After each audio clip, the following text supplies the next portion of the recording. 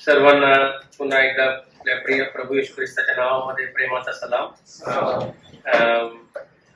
प्रभूने सौभाग्य दिलं की अशा प्रकारे आपण सगळे एक सिस्टमॅटिक सिलेबस अभ्यासक्रम हे घेऊन आपण परमेश्वराच्या वचनामधून अध्ययन करावं, यासाठी मी प्रभूला धन्यवाद देतो। आपण सगळेजण इथे जमलेलो आहोत। प्रभूने आपल्या सर्वांना इथे आणलेलं आहे, त्याबद्दल पण मी प्रभूला धन्यवाद देतो। एक वचन वाचून आपण सुरुवात करूया। मत्तेकृत शुभवर्तमान त्याचा 11वा अध्याय आणि 29वे वचन। मत्तेकृत शुभवर्तमान त्याचा 11वा अध्याय त्याचा 28 आणि 29 वाचा।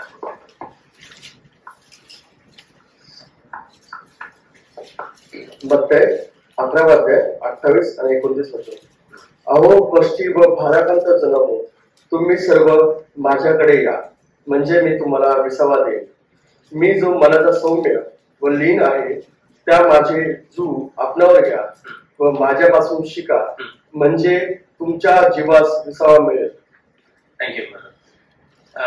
मी जो मनाचा दीन आहे, नम्र आहे, माझा जो स्वतःवर घ्या आणि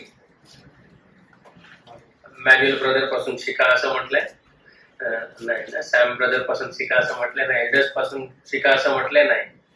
कोणापासून शिका?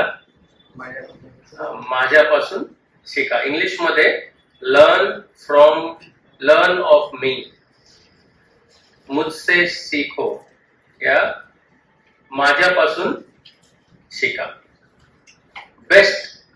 The best place to learn is from the Lord Jesus Christ. प्रभू पासून शिकणं हे सर्वात उत्तम शिक्षण आहे।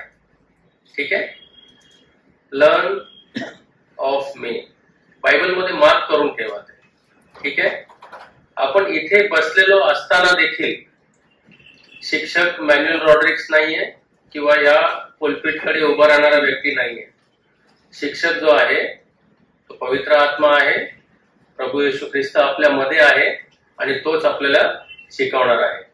ठीक आहे, आणि हे शिक्षण जे आहे ते टेम्पररी नाहीये। Okay, it is not temporary, काही वेळेसाठी नाहीये। याचा जो प्रभाव आहे तो अनंत काळासाठी आहे, अनंत काळासाठी आहे। तो विचार ठेवून आपण शिक्षणात जाणार आहोत।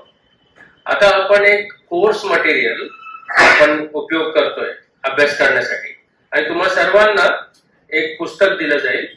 ते पुस्तक इमॉस कोर्सचं आहे आणि त्याचं नाव आहे सोर्स ऑफ लाईफ किंवा जीवनाचा उगम।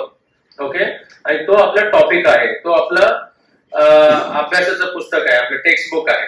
याच्यामध्ये 12 धडे आहेत, त्यातले 6 धड्यांचा अभ्यास आपण आज करणार आहोत। पूर्ण दिवसामध्ये एक एक करून आपण त्याचा अभ्यास करणार आहोत। ठीक आहे, आणि काही वचनांचा भाग वाचून काही त्याच्यामध्ये विश्लेषण करणार, अधिक डीप जाणार नाहीये, पण आम्ही फक्त तुम्हाला गाडी स्टार्ट करून देणार आहे, तुम्ही चालवायची आहे। ठीक आहे, आजच इथे बसून नाही, घरी गेल्यानंतर देखील तुम्हा लोकांना त्या शास्त्र भागामधून आणखीन प्रभू काही शिकवेल, त्याचा उलगडा करण्यासाठी पवित्र आत्मा तुम्हाला मदत करेल आणि फार सुंदर तुम्हाला अनुभव येईल। आम्ही फक्त तुम्हाला स्टार्टर देणार आहोत, मेन कोर्स तुम्ही करायचा आहे घरी जाऊन। ठीक आहे, आणि एकदा तरी हे तुम्हाला अगोदर सांगण्याची गरज होती, पण मला विश्वास आहे तुमच्यापैकी भरपूर जणांनी योहानकृत शुभवर्तमान हे वाचलेलं तर असणारच, पण पुन्हा एकदा अंतःकरणातून पुन्हा मन लावून योहानकृत शुभवर्तमान पुन्हा एकदा वाचा।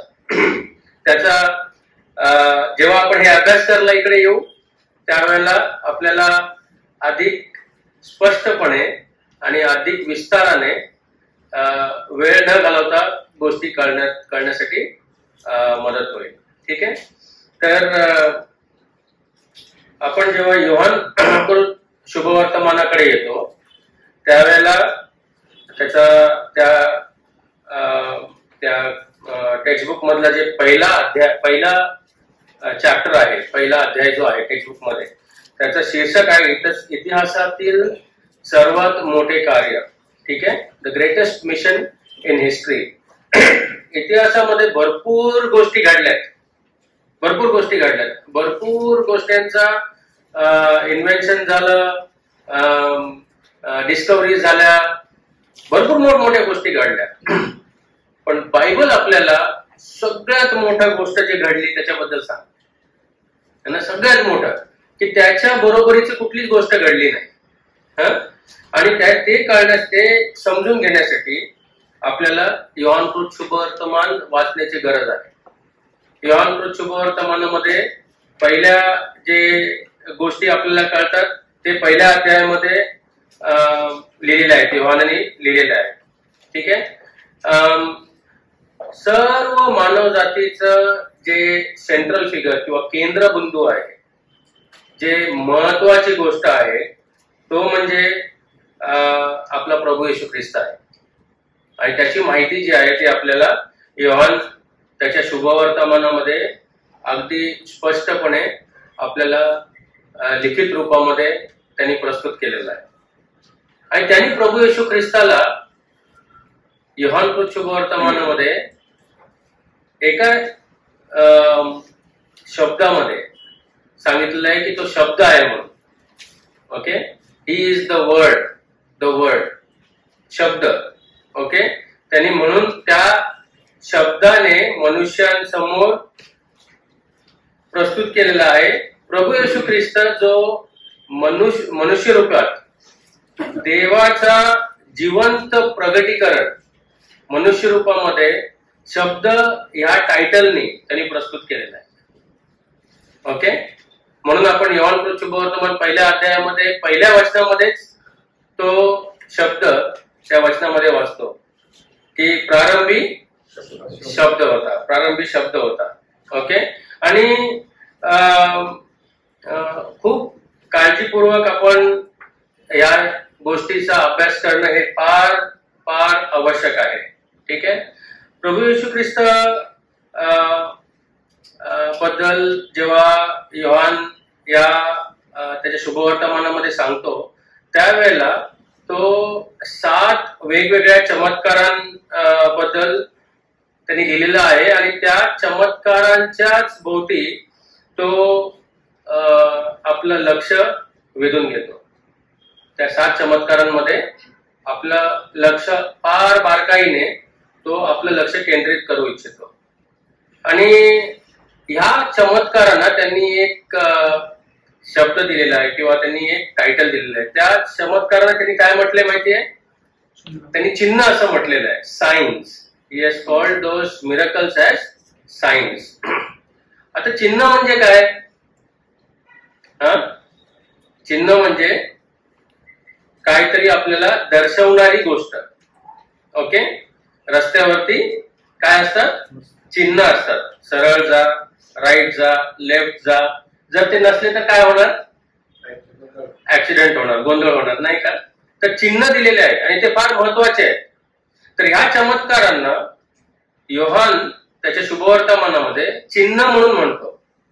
आणि चिन्ह हे फार महत्वाचे असतात आणि ते फार महत्वाच्या गोष्टी दर्शवितात. तर हे जे चमत्कार केलेले आहेत त्यांना योहानाने चिन्ह असं म्हटलेलं आहे. आणि हे जे चिन्ह आहे ते त्याचा काहीतरी एक महत्व आहे. ओके, त्याचा काहीतरी एक उद्देश आहे. त्या चिन्हांचा काहीतरी उद्देश आहे. ते उद्देश काय आहे ते योहान आपल्या शुभवर्तमानामध्ये लिहितो. योहानकृत शुभवर्तमान लिहिण्यामागचं किंवा हे चमत्कार आपल्या समोर प्रस्तुत करण्यामागचा एक फार महत्वाचा उद्देश योहान त्याच्या शुभवर्तमानामध्ये लिहितो. ते आपण 20वा अध्याय आणि 31वा वचनामध्ये वाचतो. कृपा करून ते वाचा. योहानकृत शुभवर्तमान 20वा अध्याय आणि 31वा वचन. का बरं त्यांनी आपल्याला त्याचा शुभवर्तमान लिहिला? का बरं त्यांनी हे 7 चिन्ह आपल्या समोर प्रस्तुत केलेले आहेत? वाचूया आपण. योहानकृत शुभवर्तमान 20वा अध्याय 31व वचन. येशू हा देवाचा पुत्र ख्रिस्त आहे असा तुम्ही विश्वास ठेवावा आणि विश्वास ठेवून तुम्हाला त्याच्या नावाने जीवन प्राप्त व्हावे म्हणून ही लिहिली आहे. Okay, wonderful. हा, ऐकलं का सगळ्यांनी? का बरं लिहिलेलं आहे? तुम्हाला सर्टिफिकेट मिळावं कोर्स संपल्यानंतर म्हणून, हा, किंवा तुम्हाला डिग्री मिळावं, किंवा काही तुम्ही विद्वान व्हावेत यासाठी लिहिलेले आहेत का? का लिहिलेले आहे? तिथे व्हेरी स्पष्टपणे लिहिलेलं आहे, येशू हा देवाचा पुत्र ख्रिस्त आहे असा तुम्ही विश्वास ठेवावा. आपल्या अंतःकरणातून विश्वास ठेवावा. आणि विश्वास ठेवल्यानंतर काय होणार? विश्वास ठेवून तुम्हाला त्याच्या नावामध्ये काय प्राप्त व्हावं? जीवन प्राप्त व्हावं. हा, महत्वाचं आहे नाही का? फार सुंदर आहे नाही का? Science, many other signs that Jesus did in this chapter, but these are written. हे का लिहिलेले गेले आहेत आणि हे प्रभूने चिन्ह का बरं केलेले आहेत? So that you might know that he is the Son of God, the Christ, and by believing on him you shall have life in his name. तुम्हाला जीवन प्राप्त व्हावे.